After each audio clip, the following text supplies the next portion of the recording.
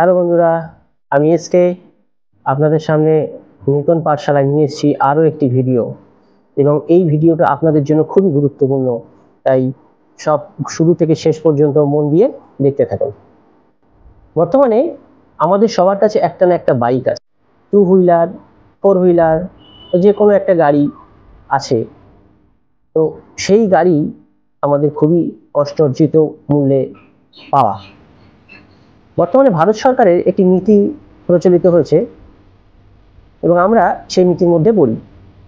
বর্তমানে E20 petrol চালু হয়েছে। E20 কি? E20 হলো 20% ইথানল ও 80% পেট্রোলের সংমিশ্রণ। এই ইথানলটা কি? ইথানল যা অ্যালকোহল নামে পরিচিত একটি জৈব যৌগ এবং অ্যালকোহলের এক প্রকার এবং যা ভুট্টা বা আখ বা ধান এই জাতীয় জিনিস থেকে তৈরি হয়। এইগুলো বর্তমানে পেট্রোলে মেশানো হচ্ছে ইথানল এবং এটি খুব দাহ্য পদার্থ।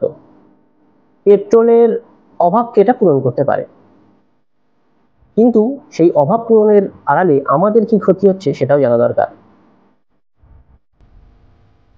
দেশে প্রথম এই ইথানল মেশানোর প্রকল্প চালু হয় 2003 সালের জানুয়ারি মাসে এবং সেখান থেকে 2014 সালে সেটা 1.5% ইথানল মেশানো শুরু করে সরকার বিক্রি করতে শুরু করে। সেই ধাপ থেকে বলা হয় যে 2030 সালের মধ্যে এই ইথানল 20% মেশানোর একটা প্রস্তাব বা লক্ষ্যমাত্রায় পৌঁছানোর জন্য সরকার কাজ করতে থাকে।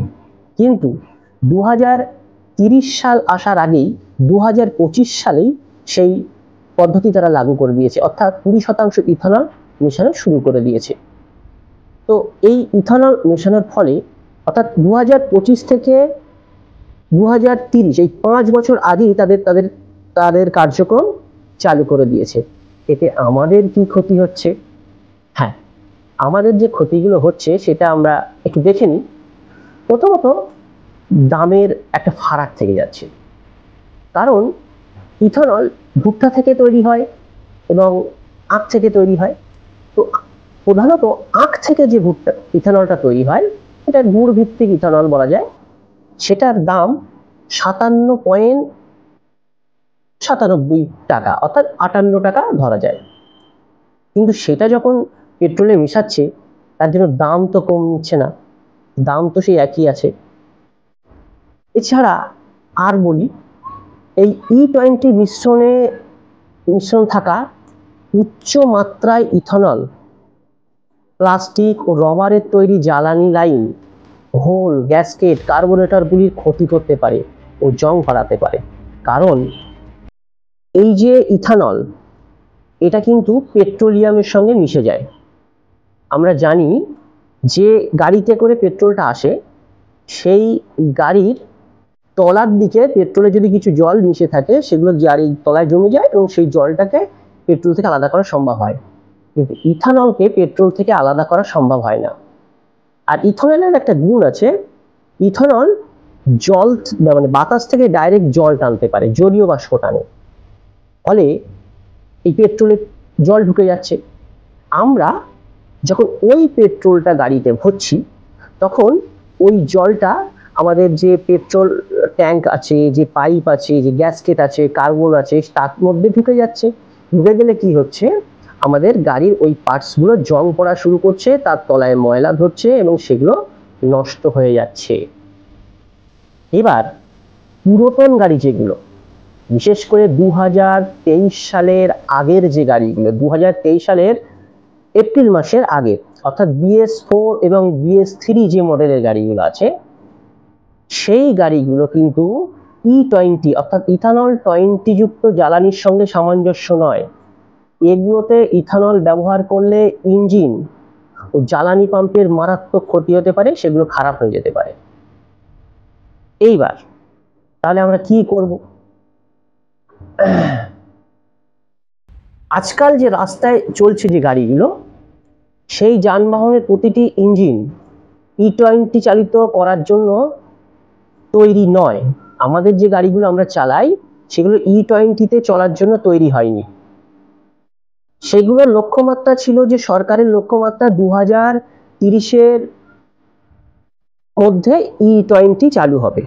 সেই হিসেবে তারা গাড়ি বানাতে শুরু করে, সেই ইঞ্জিন পরীক্ষা নিরীক্ষা করে চালায়, কিন্তু 2025-এই সেটা লাগু হয়ে যায়। তাই সেই ইঞ্জিনগুলো ইথানল 20-র সাথে সামঞ্জস্য নয়।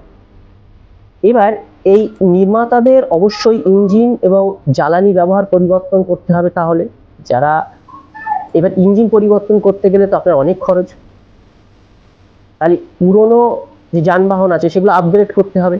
হ্যাঁ, তো সেক্ষেত্রে অনেক খরচ, অনেকেই পারবে না। এবং এই ইথানল যদি মেশানো হয় তাহলে আপনার গাড়ির কিন্তু মাইলেজও কমে যাবে। মনে করুন আপনার গাড়ি 60-70 মাইলেজ দিত 2 চাকা, বা 4 চাকার ক্ষেত্রে 12-13 মাইলেজ দিত, তাহলে এই E20 ভরলে সেখানে 60-70টা 50-55 নেমে আসবে। মানে সরকার বলছে 5 to 7% কমে যাবে, কিন্তু অনেকেই বলছে ওটা অনেকটাই কমেছে, 10-20% কমে যাচ্ছে। এবং 4 চাকাগুলো 6 থেকে 9 কিলোমিটার চলতে পারে।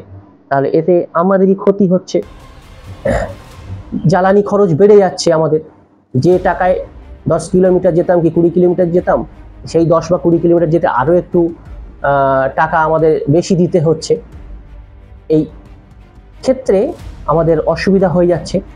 হ্যাঁ, কিন্তু আবার এই ইথানল জ্বালানির দু একটা সুবিধাও আছে, সরকার চালু হয়েছে যে এই কারণে যে আমাদের ভারতবর্ষে 85% তেল বিদেশ থেকে আমদানি করতে হয়। সুতরাং সেই তেল নির্ভরতা কমাতে আমাদের ইথানল একটা যেহেতু জ্বালানি পদার্থ, দাহ্য পদার্থ, তাই ইথানলটাকে সঙ্গে মিশিয়ে বিদেশ থেকে তেল রপ্তানিটা কমানোর একটু চেষ্টা করছে। এবং তাছাড়া ইথানল যেহেতু ভুট্টা, আখ দিয়ে তৈরি হয়, এগুলো কৃষকদের কাছ থেকে কেনা যায় এবং কৃষকদেরও সুবিধা হয়, সরকার থেকে অনেক টাকা পায়। এবং এগুলো যেহেতু আবার নবীনকরণ, মানে নতুন করে উৎপন্ন করা যায় ইথানল, সেক্ষেত্রে কোনো অসুবিধা নেই, এর একটা সুবিধা আছে। এবং যেহেতু পেট্রোলিয়াম আবার নতুন করে উৎপন্ন করা যায় না, শেষ হলেই সব শেষ, কিন্তু ইথানল আবার নতুন করে উৎপাদন করা যায়। হ্যাঁ, এই জন্য একটা সুবিধা আছে। জ্বালানির একটা নিরাপত্তা এবং দেশীয় উৎপাদন হচ্ছে এটা। অনেক দেশ তাদের নিজস্ব ইথানল তৈরি করে তেল আমদানির উপর তাদের নির্ভরতা কমিয়ে দিচ্ছে। হ্যাঁ, কৃষির ওপরে আমাদের একটা গুরুত্ব প্রভাব বাড়ছে। তাছাড়া আমরা দেখতে পাচ্ছি আর্থিক সচ্ছলতা, মানে আমাদের ভারতবর্ষের টাকা বিদেশেও কম যাচ্ছে, যেহেতু কম তেল কিনতে হচ্ছে। এবং এছাড়া সবথেকে বড় সুবিধা হচ্ছে আমাদের carbon dioxide, carbon monoxide, greenhouse গ্যাসগুলো নির্গত হতো পেট্রোলিয়াম থেকে, সেটা ইথানল ব্যবহার করার ফলে অনেক কম নির্গত হচ্ছে এগুলো। তবে ইথানলের ব্যবহারে সুবিধা অসুবিধা দুই আছে, আমাদের অসুবিধাটাও বেশি দেখতে হবে। কিন্তু আমার প্রশ্ন হচ্ছে, তাহলে সুবিধা অসুবিধা থাকলে আমরা কেন ব্যবহার করব না? আমার প্রশ্ন হচ্ছে অন্য জায়গায়, সরকার কি করছে? এই যে পেট্রোলিয়াম থেকে ইথানলের দাম কম, সেক্ষেত্রে কি কাস্টমার সেই বেনিফিটটা পাচ্ছে না। তাছাড়া এই যে ইথানলের যে কোম্পানিগুলো, বিশেষ করে সুগার মিলের মাধ্যমে এই যে তার থেকে তৈরি হয়, সেগুলো বিশেষ করে যে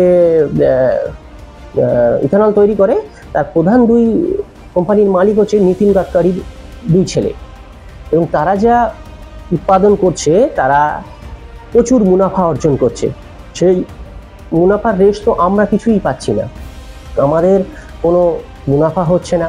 তাহলে সেই কম দামে ইথানল আমরা কিনছি বেশি দামে, আর এর লাভ যাচ্ছে কার কাছে? নীতিন গাডকারি ফ্যামিলির কাছে। তাহলে আমাদের ভেবে দেখার সময় হয়েছে। এবং পেট্রোল পাম্পে যেহেতু E20 ছাড়া পাওয়া যাচ্ছে না, আমাদের কিনতেই হবে। এই নীতিন গাডকারি যখন মন্ত্রী হবার আগেই বলেছিল যে যদি ইথানল মেশানো পেট্রোল আমরা ব্যবহার করি তাহলে আমাদের পেট্রোলের দাম অনেক কমে যাবে, কিন্তু সেটা তো হচ্ছে না। তাই অনেকেরই এখন ভেবে দেখতে হবে যে ইথানল মেশানো পেট্রোল তো আমরা ব্যবহার করব, কিন্তু লাভ সবচেয়ে বেশি কার হচ্ছে?